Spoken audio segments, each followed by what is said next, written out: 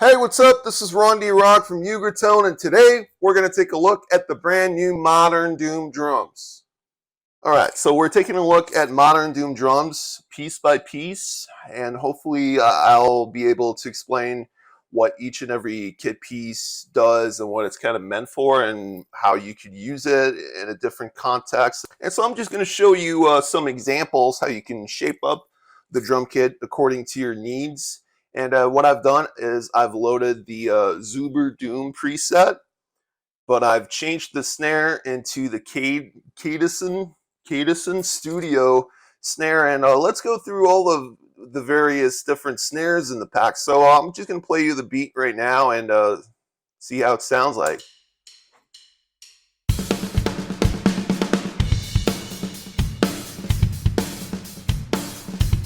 I like it.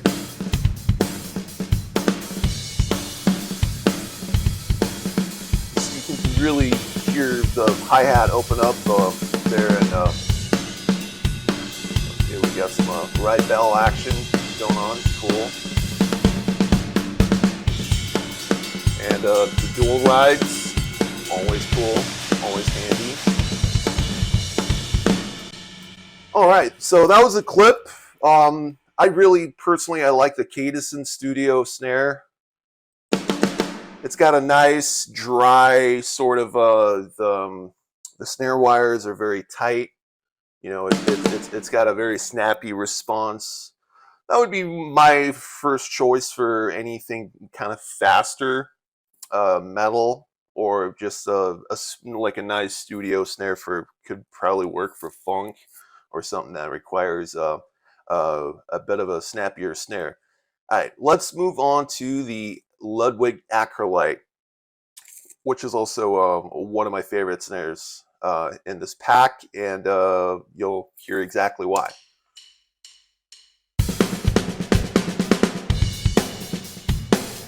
It's got a lot of snap.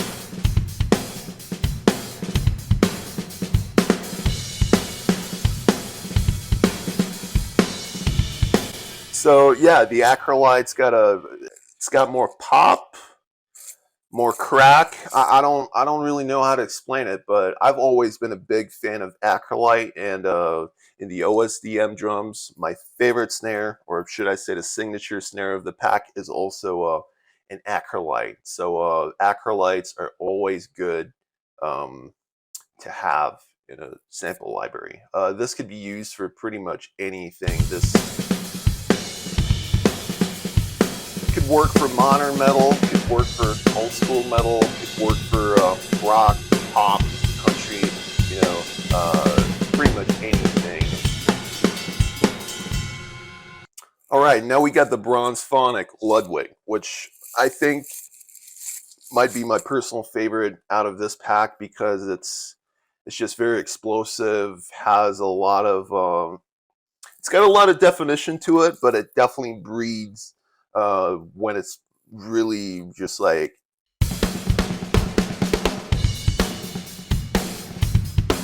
it's got that very nice thud to it.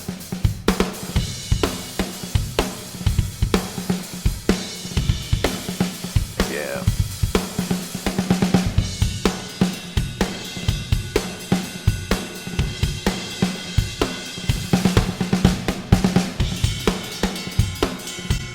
Yeah, what can I say? It's got that, you know, like a big budget rock record, thinking like Bon Jovi, Keep the Faith, kind of Metallica, Motley Crue, Dr. Feelgood, you know, Aerosmith, that kind of big explosive sound. So it might not work the best for something super fast, but if you just need to give it a good old crack, mid-tempo, you know, slower stuff, it should definitely work. Let's check out the other Superphonic. This is 6 1/2. It's tuned rather low, but I feel it also serves its purpose. So let's take a listen.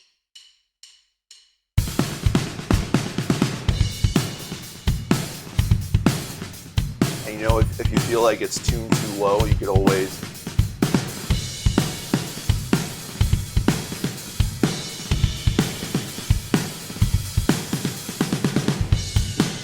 almost sounds like kind of like Master of Puppets almost when you tune it up.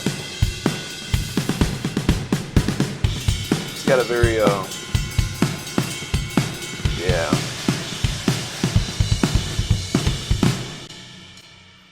yeah. What can I say, man? It's a classic supraphonic sound that it's kind of dry. It doesn't have a whole lot of overtones, but you definitely get that classic supraphonic sound out of the 6.5.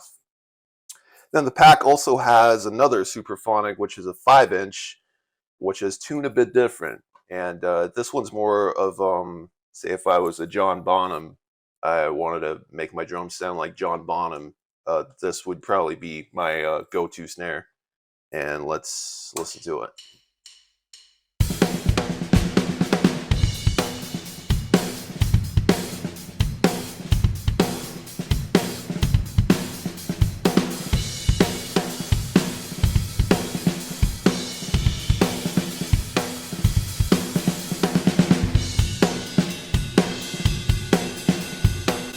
Yeah, I like that. That's a bit more of a kind of like a vintage rock sounding snare. It's got a bit more overtones without sounding ringy. At the same time, it's great for like, you know, mid-tempo.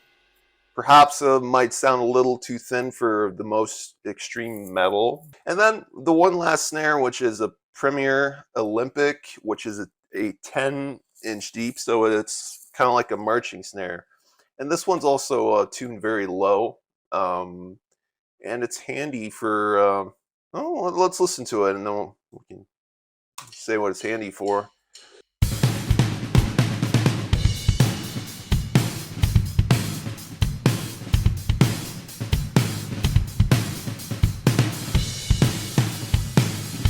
And also, if you think it's tuned too low, it's like a good 80.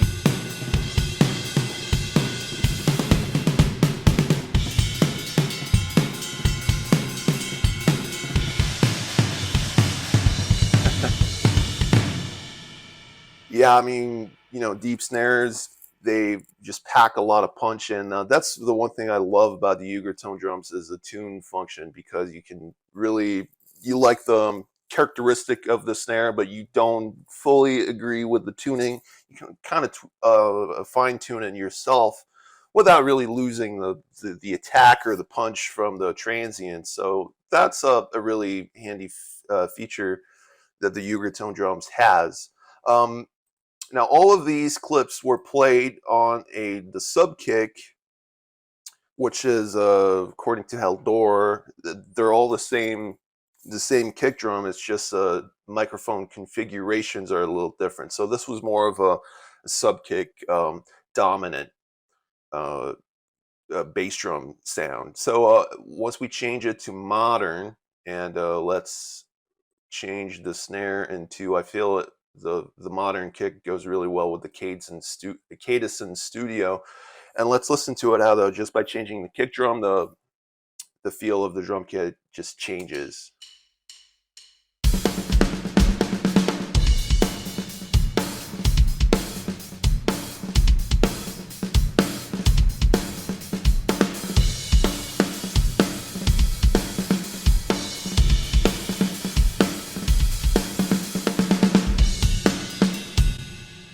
So yeah, it's the modern kicks more of I think it's more beater focused.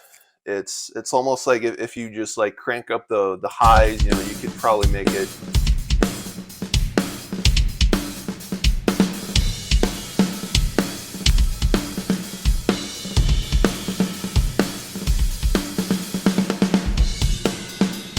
You know, you could pretty much make it sound as modern metal as you want. You know, if you're into that Pantera or early Machine Head kind of sound, you know,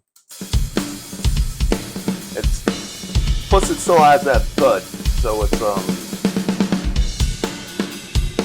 a good all-around kick when you just need a little bit more of that natural definition that helps it cut through the mix. So that is the modern kick. Then we got one more, which is the vintage, which is a bit softer. And let's play it. Actually, let's change the snare into the Supraphonic 5, so kind of give it a bit more like a vintage kit feel.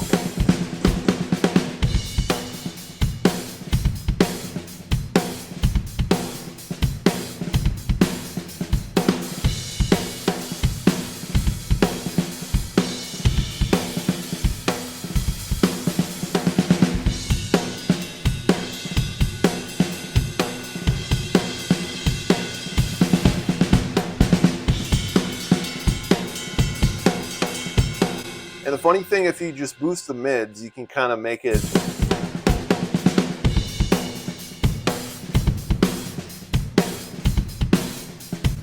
even more 70s sounding. That's basically the kit pieces. You know, the toms, there's one set of toms, and hi-hat's really cool. It's a Paiste Giant Beat 15, which means it's bigger in diameter, but without losing the definition, so it still kind of has that nice crispy top end, but it's got a little bit more mass, so it sounds a bit bigger in that sense. Oversized crash cymbals, I believe that's a 19 and a 20. So yeah, you get a little deeper crash sound in there.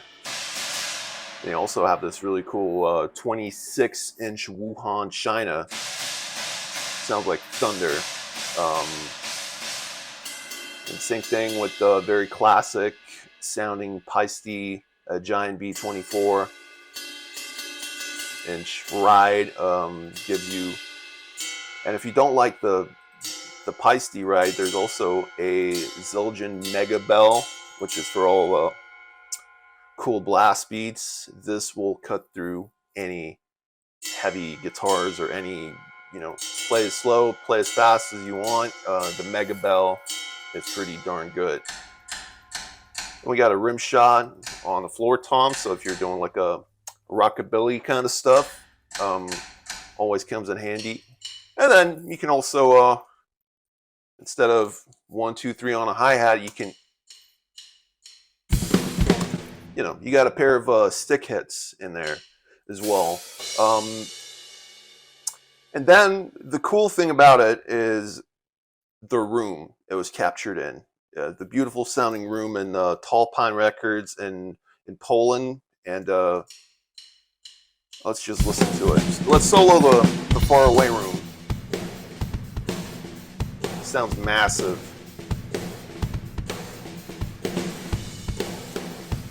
Lots of pits, and you can naturally, if you feel the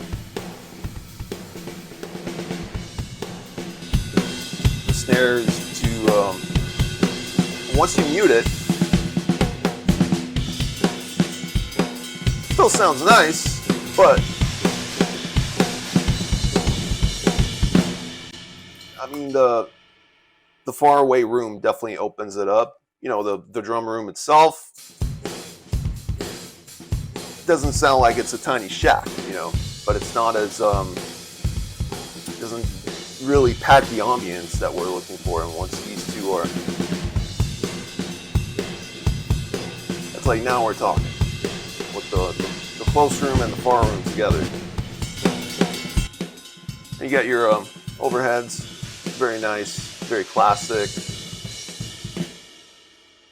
And if you just want to solo the close channels, go old school like 4-track, and you know, so you can certainly do that too. Options are endless.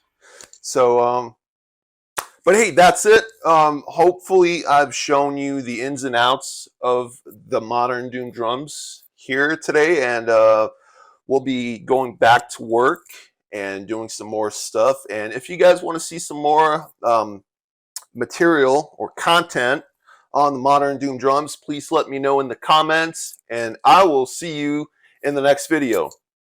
Thank you guys.